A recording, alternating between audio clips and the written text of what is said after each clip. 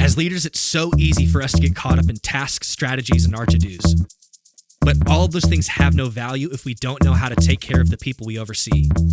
If strategies and tasks cause us to neglect our people, then no matter the results we're getting, they're worthless. So how do we lead at a high level, get incredible results, while still taking care of our people? Well, welcome to the Good Leader Podcast.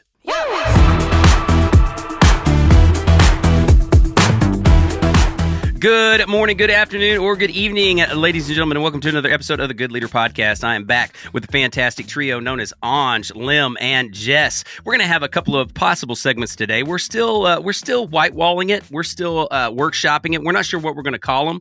We like what's trending, but I don't know if we got what's trending. Jess, our resident Gen Z, what's trending right now? Anything we need to know about, or are we going to skip that this week? I have something fun. Well, that I think that you guys will think is fun. Have you guys, I'm sure you have, seen the movie 51st Dates?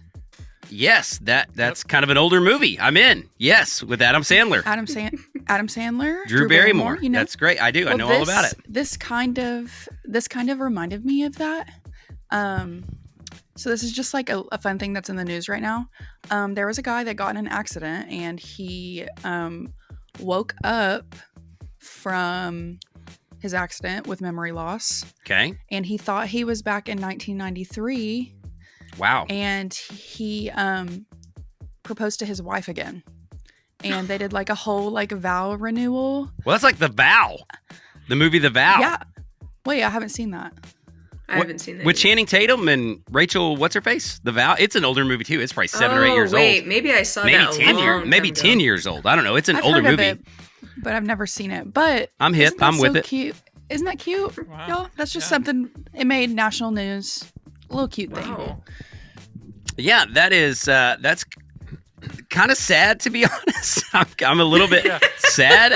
Sorry, I didn't mean to Wait, be. why are you sad? I don't know. Maybe this just. I don't know. You said that, and I was like, well, that's kind of sweet, but I'm also like, man, the guy lost the last 30 years of his life. Like he's forgotten the last. like I have 20 years worth of marriage with Jen, and if I lost that. That's kind of sad. I mean, I'm glad he's back. The big news is like, hey, you have awakened from a coma. Praise the Lord. That's great. And you are still in love with this woman and you've proposed to her. Also great. Praise the Lord. But I'm a little, can I have both emotions? I'm just saying I want to have both emotions. That's what I'm saying. I don't know. You are so valid. This is my Brene Brown emotionally vulnerable moment of the day. So here, my Brene Brown emotionally vulnerable. You were just about to rev me up, but I saved it. I was going to say, let's talk about that. Well, that's another episode for another day, Lem. It is. Add it to the docket. It's another episode for another day. But honestly, my instinctive reaction was like, oh, that is great. And also terribly sad. But I'll take both.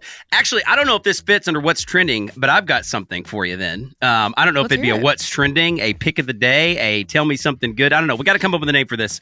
Lim and the entire tech squad, they'll come up with some awesome names and some sound bites for us for this one of these days.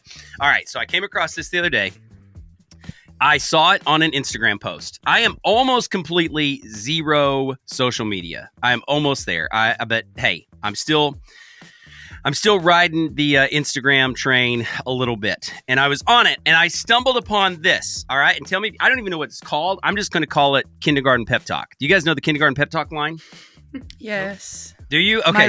My roommate has called it. I called it. It's for real. It's super cute. It's not even adorable. super cute. It's phenomenal, and I love it, and I'm all in. I'm telling listeners right now, this is real. This is true. This is not a hoax. This is not a joke. You call it. I thought it was going to be like, I was going to get like rickrolled or something when I called it. Like all of a sudden I was going to call this number and it's going to be like, never going to give you up, never going to let, but it was not. It was like, this is a real thing. Okay, so here we go. The number 707-873-7862. I will say it slower because you are going to want to get these digits.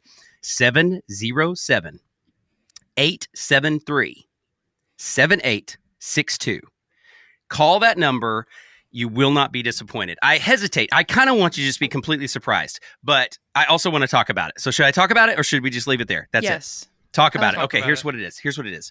It is a social experiment put on by it's some foundation in conjunction with an elementary school, and it's elementary school kids giving you pep talks.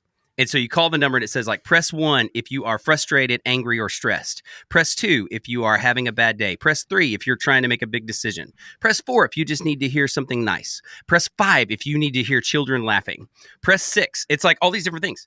So I go through, I was like, wow, okay, well, hey, you know what? Not the greatest day ever. I'll click on number 1. And lo and behold, it's these, seriously, they're about kindergarten. It seems kindergarten, first, second grade. And they're just giving you like these encouraging things, these mantras. Some of them are almost generic mantras, which are great. Just it's nice to hear. But others are like, I can tell that they've just given them a prompt. Like they've asked a child, hey, what would you tell somebody who's really stressed out? And you get this kid's answer.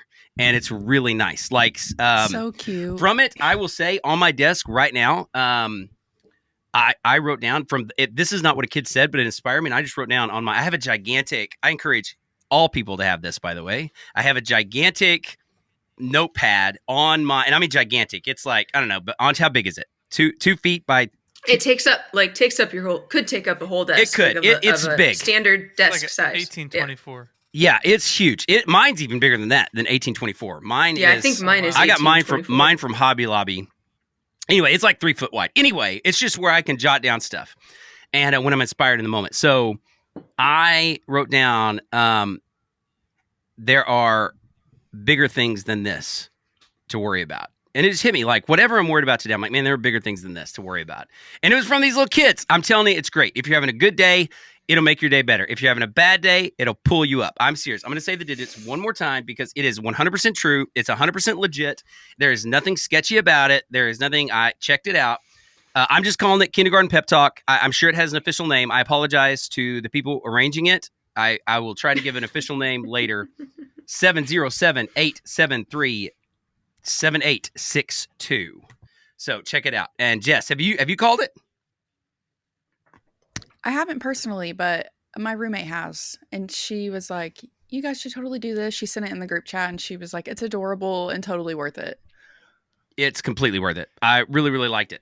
So, okay, there's my pick of the day, my shout out of the day. What's trending? I don't even know if it's trending. I'm not cool enough to know what's trending or not. But that's something good that you should check out. When we get back from the break, something else that is good that you should check out is your company culture, your family culture, your team culture. By check it out, I mean you should measure it. You should think about it. You should see what's going on. Are we going the direction we want to go? If not, how do we guide this ship when we get back after the break?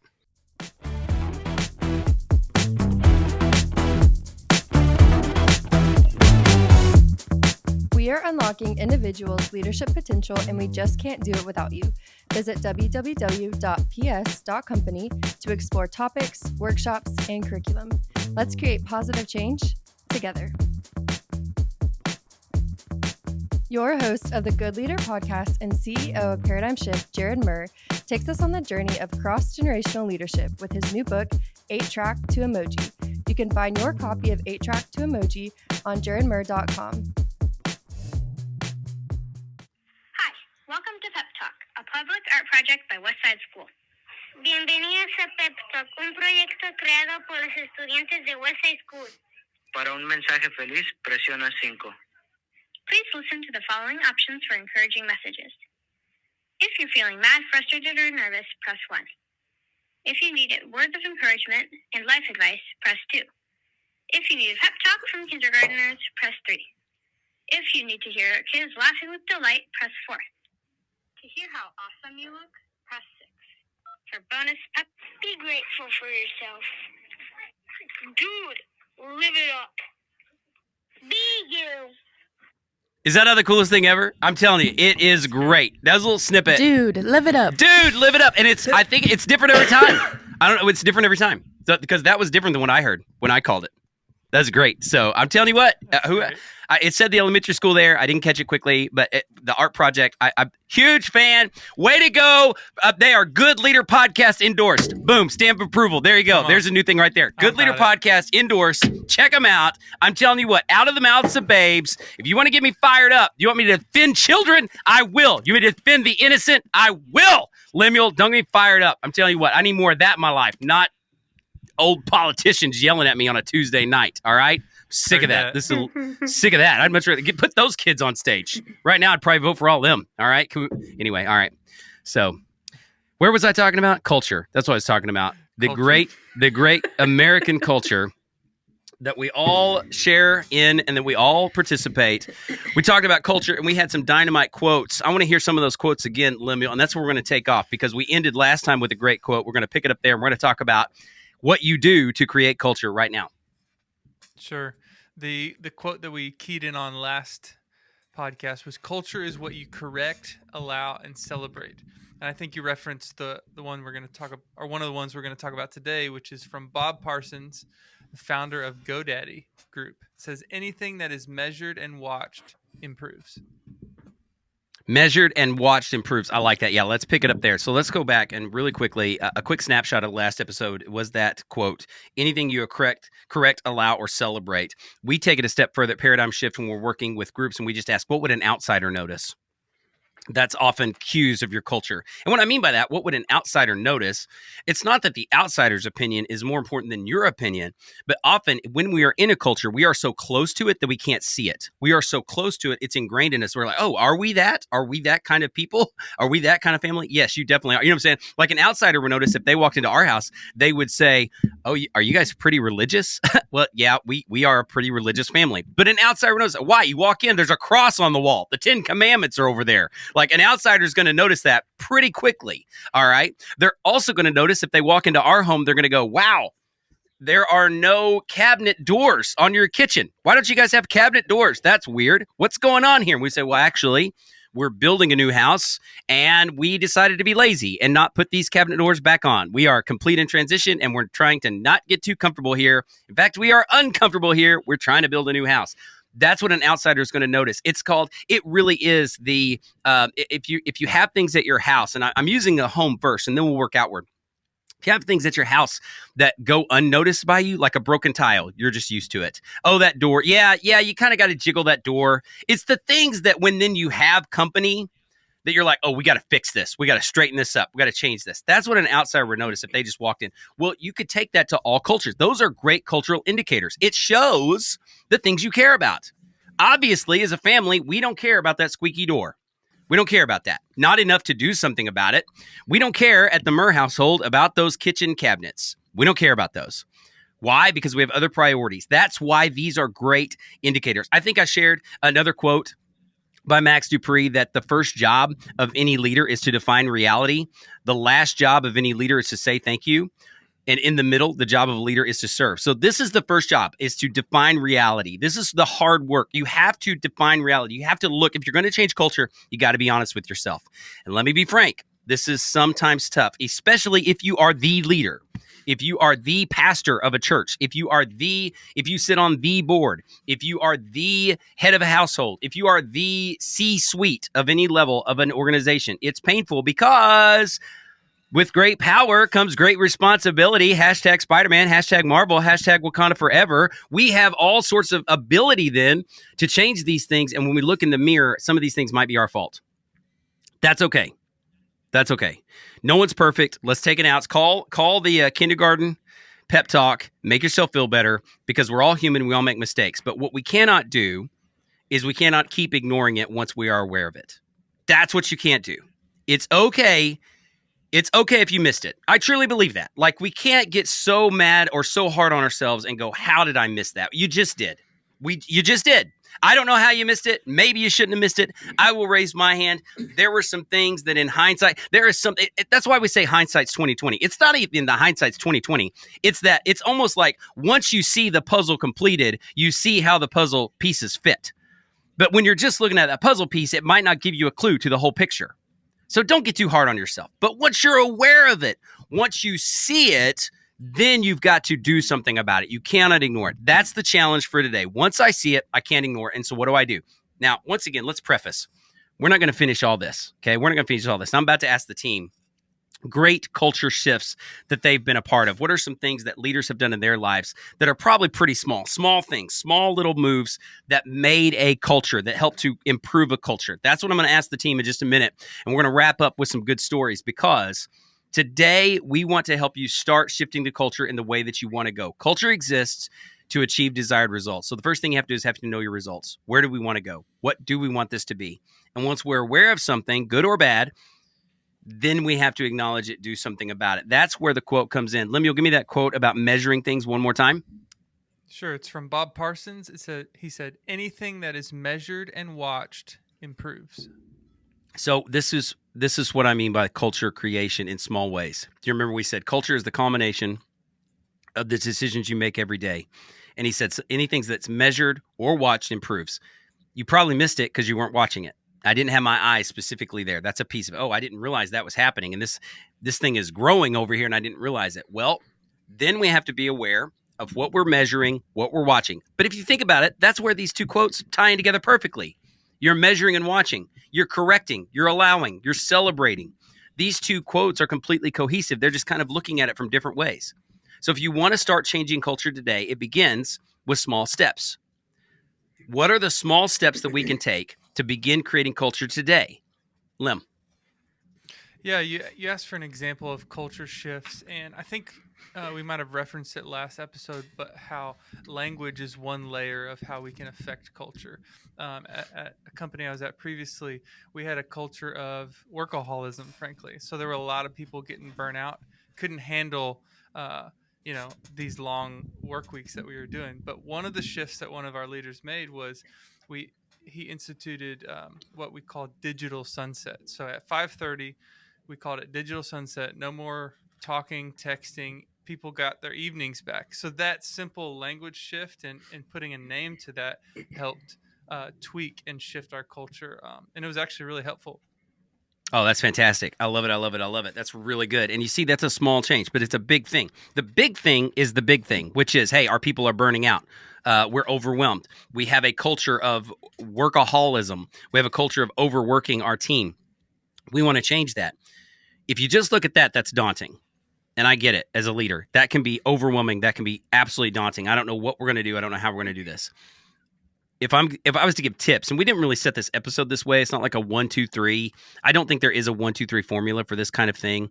I do think that there are some big ideas that you can process and take. And one of the big ideas then that I would process and take is be okay with missing the mark.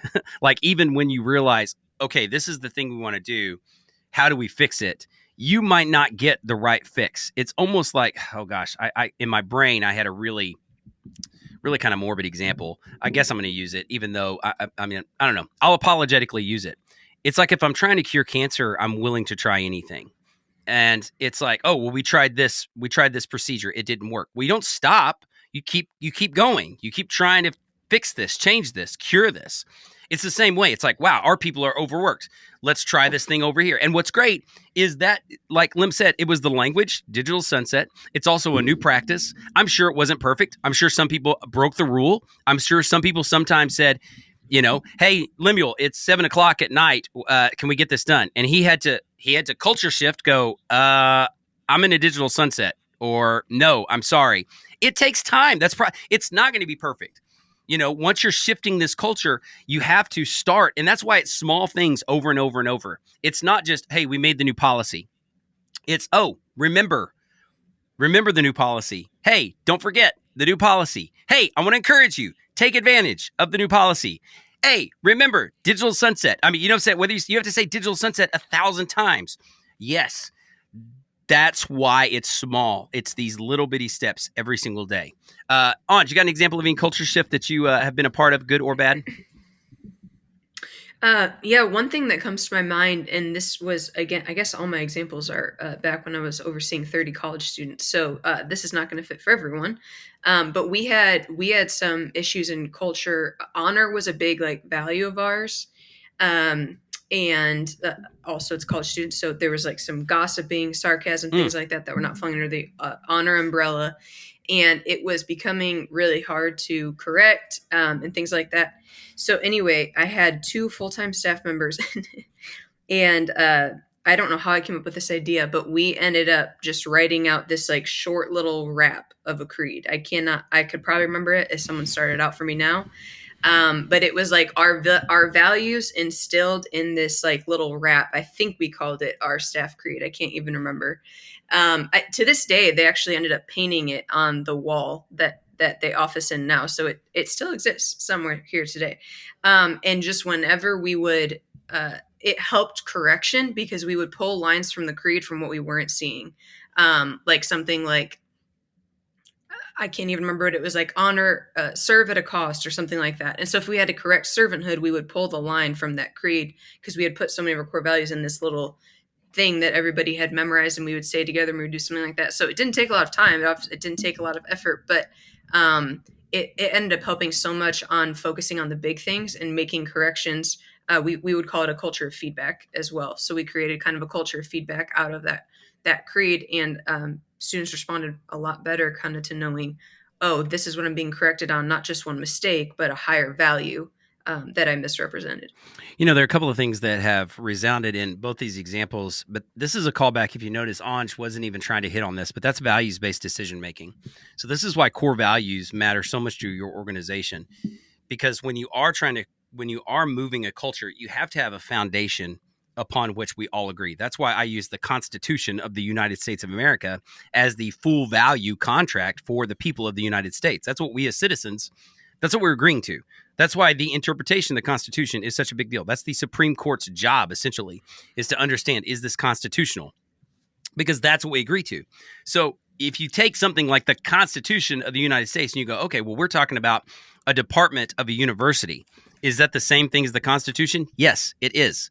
It's not to the same level of influence, but it is the exact same process. This is what we've agreed to. This is who we are as a team. These are our values. But then Anj then took it a step further. And this is where it's a very, very cheesy example, but I love it because it makes so much sense that we say culture is like baking a cake.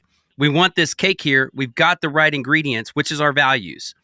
Guess what, though? You can't just list your values. You can't say we have a company of respect and commitment and integrity and excellence. One of these about 12 words that we all pick and choose from and say that's what we are. You have to interpret that over and over again. You have to use it over and over again. And this is where I'm liking these tips that you got to keep trying. That's number one. You're not going to get it right. Digital sunset. That was great. The first time you do it, people are probably going to break it. And that's okay. You do it again. You stick with it. You try. And heck, digital sunset might not work. And you say, we got to try something else. Well, then try something else. The same thing, the second part of that, what Anj did, I like that, is be unapologetically you. As you're shifting culture, don't lose culture. It's kind of the old idiom of chew up the meat and spit out the bones. You don't have to go. That's what, it doesn't work. Like I remember when I was in high school, I had a guy, he was a friend of mine. He's a year older than me.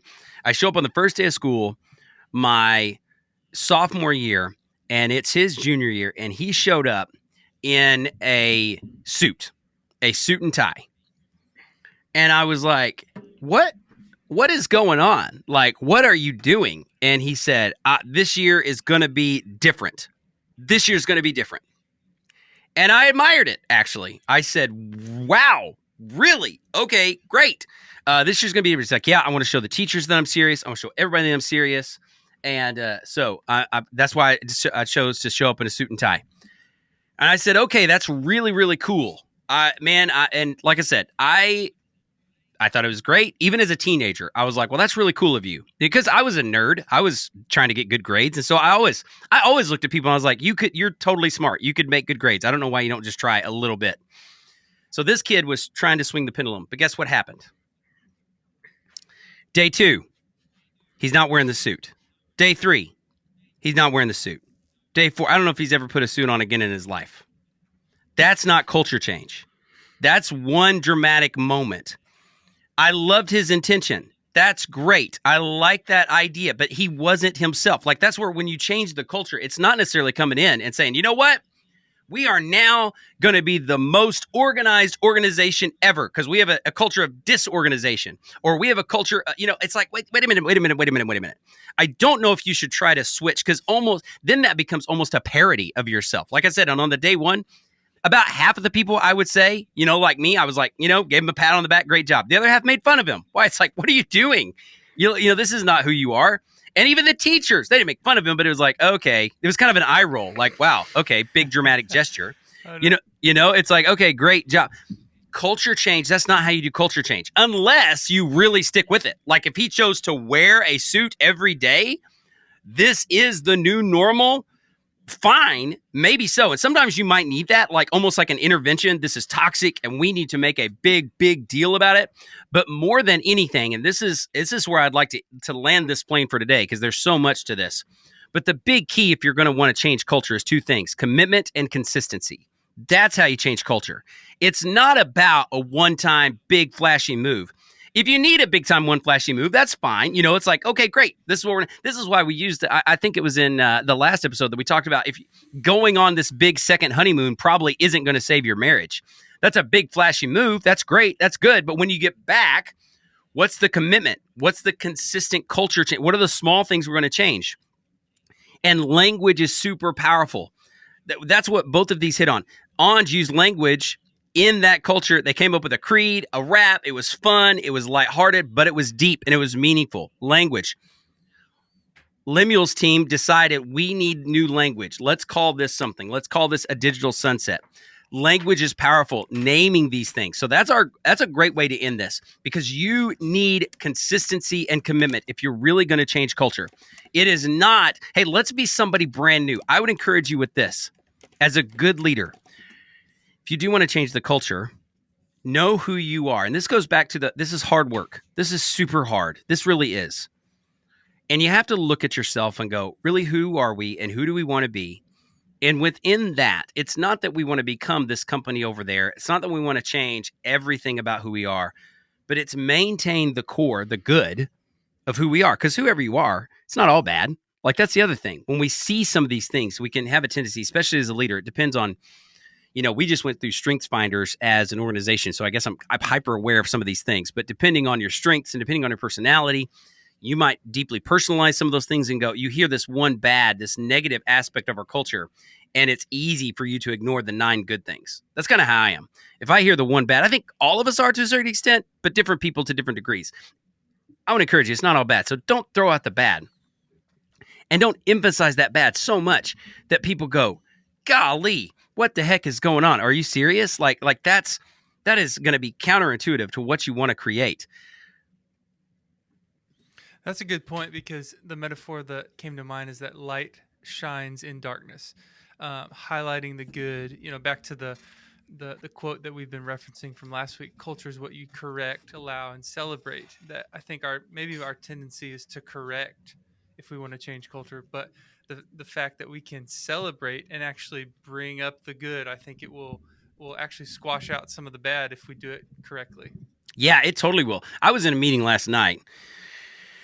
I'll lament with this. This is my story of the week. Here we go.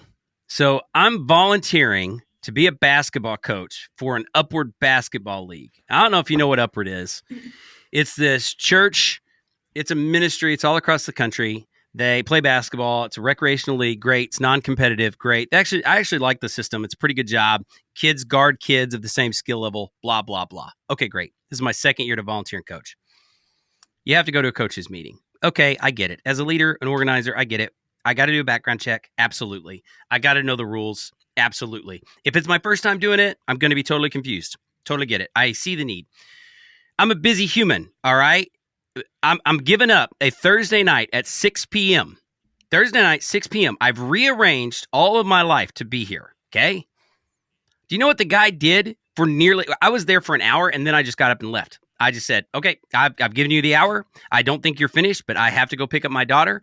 If you need anything more, shoot me an email or a text message or a personal call. I've given you an hour. Do you know what he spent about 45 minutes of that hour doing? Jess, would you like to guess? I feel like, yes, guess what he did, Jess. Guess what he did. This is good encouragement for you as a young leader. Don't do this when you're leading meetings. You know what he did? Did he just chat about nonsense? Close. That's a good guess. You know what? That would be a different kind of time waster. He griped. He griped and griped and griped. He griped about bad coaches in the past. Here are the things you have to do. I was so close. I was like, do I really want to do this? I don't know. I almost raised my hand. You know what? He griped about like, well, we've had people in the past do this. And he was just, well, we've had people. And he even said this, you are responsible for your team and your parents on your team. I'm like, I'm a freaking volunteer coach. What do you mean I'm responsible for them?